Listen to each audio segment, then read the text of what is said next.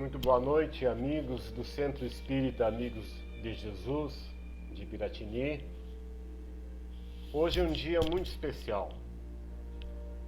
Para mim, muito especial mesmo. Porque foi aí nessa casa que eu aprendi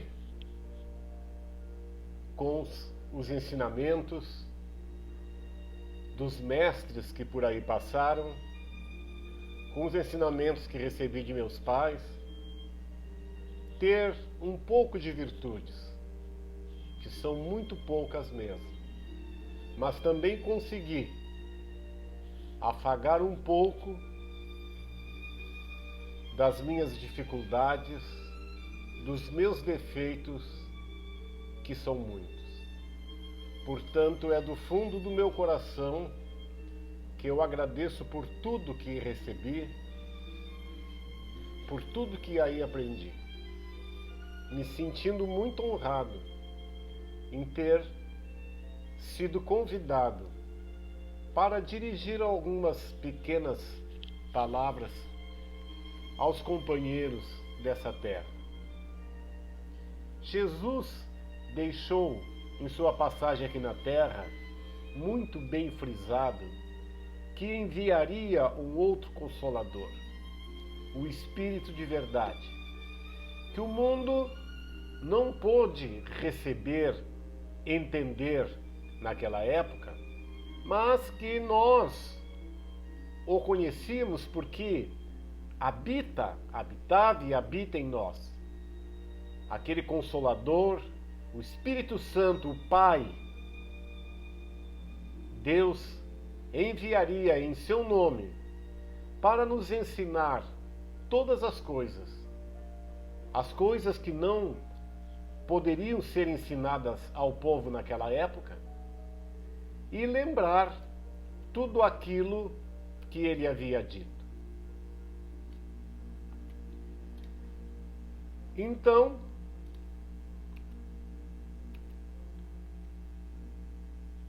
é importante lembrar que o Consolador, como Espírito de verdade, teria, pois, que dar ao homem o conhecimento de sua origem, da necessidade de sua estada na terra e do seu destino, espalhando por todo lado a consolação que advém da fé e da esperança.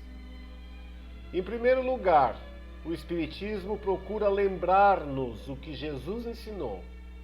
Em segundo lugar, ensina-nos muitas outras coisas que o Evangelho não pôde explicar adequadamente àquela época, visto o grau de evolução do povo. E em terceiro lugar, consola e conforta os que sofrem, ao mostrar a causa e a finalidade dos sofrimentos humanos. Após experiências didáticas e científicas, estabelecidas em diversas partes do mundo e através de manifestações mediúnicas dos espíritos, Kardec publica em 1857 o Livro dos Espíritos. Nessa época, portanto, manifesta-se em Paris o Espírito de verdade e apresenta ao mundo a doutrina dos espíritos no seio das religiões dominantes na época, conforme prometido por Cristo. E aí, em Piratini não foi diferente, porque assim, em 29 de agosto de 1952, na residência do casal José Taveira Bastos, alguns confrades se reúnem para fundar o Centro Espírita Amigos de Jesus. E nesta hora me vem à memória, além de José Taveira Bastos, meu tio João Francisco de Souza Almeida, Antônio de Souza Almeida, Terezinha Almeida da Rocha, Maria Dolores Almeida Gaspar, Daquir Gaspar, Ildefonso Madruga, seu Santos Souza, seus Santos Meireles, e muitas outras criaturas, o tio Abel Garcia da Rocha, e muitos outros, tantos outros, que foram nossos mestres, que nos ensinaram aí a doutrina da vida, a doutrina do amor, a doutrina do sentimento lógico, do sentimento raciocinado, a doutrina da fé, da esperança. Porque o Espiritismo veio para além dos sentidos físicos, conhecidos por nós, do olfato, da visão, do sabor, da audição, do tato. Ele veio para ser sentido nas profundezas da alma e no fundo do nosso coração. E veio especialmente para reviver os Evangelhos de Cristo.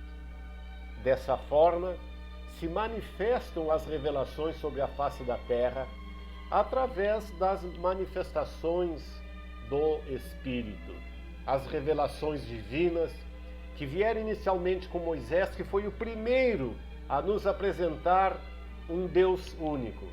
Posteriormente, Cristo veio nos ensinar o Deus Pai, o Deus amor, tolerância. E, por último, veio até nós a revelação do Espiritismo, o Consolador, que veio reviver tudo isso. Não veio contrariar nenhum dos princípios desde as tábuas da lei recebidas por Moisés. Veio para reafirmar os ensinamentos de Moisés, reviver os ensinamentos do Cristo e trazer para nós a consolação, a esperança, a fé. É importante que a gente reflita aqui sobre 4 pontos realmente didáticos na doutrina espírita. O primeiro, que o Espiritismo é uma ferramenta preciosa de reforma íntima e que talvez seja esse o seu maior objetivo. Nos dá a oportunidade de nos reformarmos, de nos modificarmos e, embora caindo a cada dia, possamos nos levantar, nos reerguer a cada dia seguinte, nos reformando para a vida. Segundo, que o Espiritismo é um instrumento perfeito para a sublimação de nossas poucas virtudes e a superação de nossos muitos defeitos. Já erramos muito, meus amigos, e vamos errar muito ainda.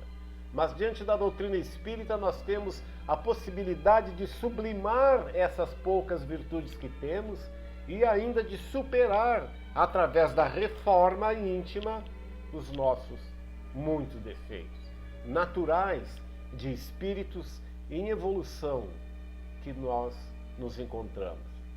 Terceiro, o Espiritismo sabe que não é o único caminho da salvação. Nós temos consciência disso. E em quarto, nós, o Espiritismo, não se considera a verdade absoluta. Até porque é uma ciência progressiva. E à medida que progredimos, à medida que a humanidade avança, nós vamos adquirindo novos conhecimentos. E esses conhecimentos, através da evolução, vão sendo considerados novas descobertas. Kardec estabelece nos Evangelhos de Cristo a estrutura fundamental da doutrina espírita. E tem no Evangelho de Marcos, capítulos 22, versículos de 34 a 40, a maior expressão dita pelo Mestre, que foi amar a Deus sobre todas as coisas e ao próximo como a si mesmo. E o que isto significa? Significa fazer aos homens tudo o que gostaríamos que os homens fizessem em relação a nós. Tratar todos os homens como gostaríamos que eles nos tratem. Em vista disso, Kardec, com base na primeira carta de Paulo aos Coríntios, disse que se o Espiritismo tivesse um lema, seria que fora da caridade não há salvação. Porque, meus irmãos, caridade é amor. E já lá no Antigo Testamento, nas Escrituras Bíblicas, já constava que a palavra caridade significa amor e que tem sua origem no grego ágape. Descreve um amor sem lacunas, um amor incondicional. É, portanto, um sinônimo para o amor. Ou seja, o amor puro, o amor empático e sensível, que reconhece as dores e necessidades do outro, prontificando-se a ajudar e segurar a mão do nosso semelhante diante das adversidades da vida. Kardec perguntou aos espíritos na questão 886 qual o verdadeiro sentido da palavra caridade, como entendia Jesus. E os espíritos disseram: benevolência para com todos, indulgência para as imperfeições alheias e perdão das ofensas. Posteriormente a essa questão, Kardec comenta: o amor e a caridade são o complemento da lei de justiça, porque o amor ao próximo é fazer-lhe todo o bem possível que desejaríamos que nos fosse feito. Tal é o sentido das palavras de Jesus: amai-vos uns aos outros como irmãos. O homem verdadeiramente bom procura diminuir a distância entre seus semelhantes. Deepak Chopra, psicólogo, em sua obra As 7 Leis Espirituais do Sucesso, fala que a maioria das vezes a criatura humana transita na Terra sem dar-se conta da consciência suprema. A sua jornada ocorre entre expectativas e frustrações, ignorando as leis da vida estatuídas pela causa primária, que é Deus. O indivíduo deixa-se tomar pelo ego em detrimento do eu superior. Este ego, que é coletar, reunir, juntar, poder, a glória, a fama, o sucesso, os objetivos para o ter. E quando eles perdem o significado, por qualquer coisa, a pessoa naufraga no desencanto, na perturbação, no desequilíbrio e se sente infeliz. Se torna egoísta, ambicioso pelo sucesso sem satisfação, o que se faz tornar um fracassado. O indivíduo deve ter por meta na vida a sua realidade profunda, continua Chopra, que o ser humano pode preencher como condição inalienável ao desenvolvimento íntimo e do seu progresso espiritual. Então entende, usa a realidade, se encontra, compreende que é espírito imortal, descobre-se alma. E ao desvincular-se da matéria, retorna ao estado de plenitude realizado pela consciência. Quando adquirimos esse nível de consciência na Terra, a vida toma um sentido. E para alcançar esta plenitude, precisamos nos perguntar: quem sou eu? Por que estou aqui? De onde eu venho e para onde vou? E quando descobrimos e compreendemos que somos um ser eterno, deixo de perseguir o ter. Passo a ser. Então, preciso conhecer o eu profundo e que posso possuir sem reter, e começo a usar os recursos que a divindade me dispõe para multiplicar, para espalhar. E aí começo a entender o verdadeiro sentido da caridade. Caridade é o luzeiro permanente que existe ao lado do sol. É a luz que brilha em plena escuridão. Caridade, meus irmãos, tem regime de urgência. Tanto importante, gostaria de frisar aqui, o que essa casa nunca deixou de fazer. Como estamos materializados na Terra, necessitamos, além do alimento espiritual, do alimento da alma, expandido através dos estudos e das palestras contínuas na casa, precisamos, às vezes, saciar a sede daqueles irmãozinhos que estão encarnados conosco na vida aqui na Terra. O que uma casa espírita jamais pode deixar de fazer: o atendimento a esses companheiros necessitados, companheiros de jornada encarnados aqui, seja de uma forma ou de outra, mas materialmente consubstanciado nas atividades sociais da casa. E para isso espero, para isso torço, para que os diretores atuais da casa e os próximos diretores consigam ter isso em mente, que precisam compartilhar a vida, a matéria com seus semelhantes, que precisamos distribuir, contribuir para a melhoria da sociedade. O apóstolo Paulo disse que caridade é o amor na sua expressão mais elevada. E quando utilizamos as leis de Deus estabelecidas na nossa consciência como diretrizes para a nossa caminhada na terra, quando entendemos o verdadeiro sentido da caridade vivenciando o Evangelho de Cristo, abrimos as portas para a plenitude. E quando abrimos as portas para a plenitude, vamos nos preparar aqui na terra para a viagem eterna, com plenitude. Chopra ainda diz que o indivíduo precisa se realizar interiormente e que a maioria de nós perdemos o contato com o eu profundo quando queremos viver no ter, atrás das paixões terrenas, sem nos conhecermos. E a vida diz que preciso ser. Então ele propõe 5 pontos fundamentais. O primeiro, o silêncio interior. E a doutora Bárbara Brena diz que é necessário nos conhecermos. É uma necessidade de introspecção, um silêncio mental, e que precisamos exercitar todos os dias, o não pensar nada. Que tenhamos alguns minutos do nosso dia para parar e não pensar em nada, para fazermos aquele silêncio mental. Segundo, e conforme dizia Buda, meditar. Nesse silêncio interior, estamos falando com Deus. Orar, escutar Deus que está dentro de nós. Escutar a inspiração que recebemos cotidianamente, muita e na maioria das vezes sequer percebemos. Terceiro, não julgar. Se integrar ao sentimento do perdão. Perdoar a tudo e a todos sempre. Assim viveremos o nosso ser mais constante no dia a dia de nossas vidas. Quarto, ele indica: viva a natureza.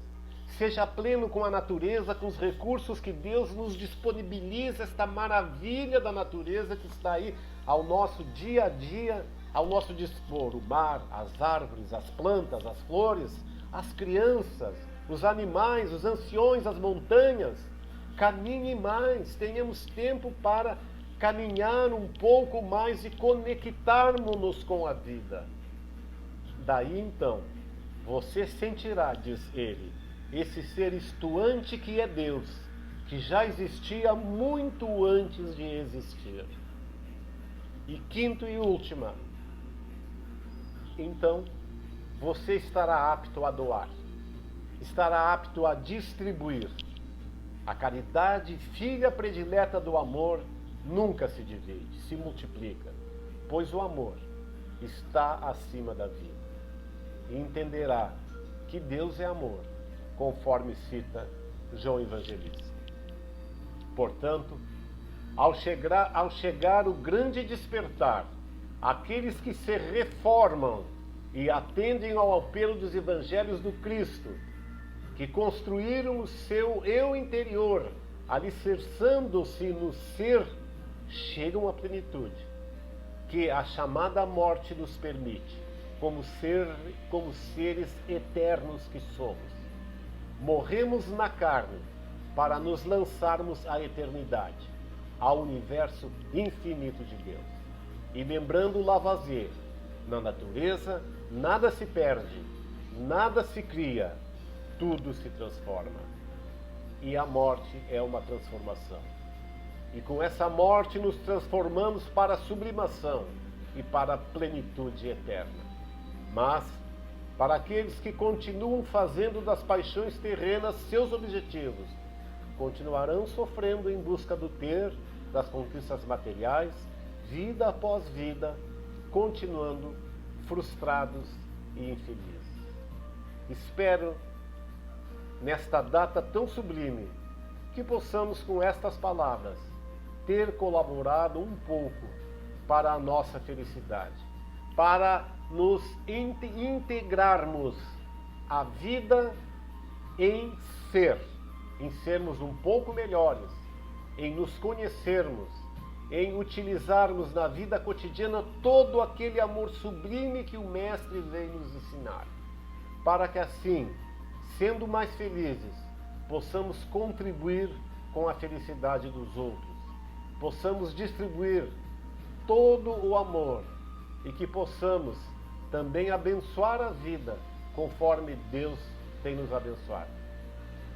Muito obrigado por mais esta oportunidade e que Deus continue nos iluminando para que todos nós, especialmente nós do Centro Espírita Amigos de Jesus, possamos continuar iluminando o caminho de todas as pessoas que passarem pelas nossas vidas. Boa noite a todos e uma excelente semana. Obrigado por esta oportunidade.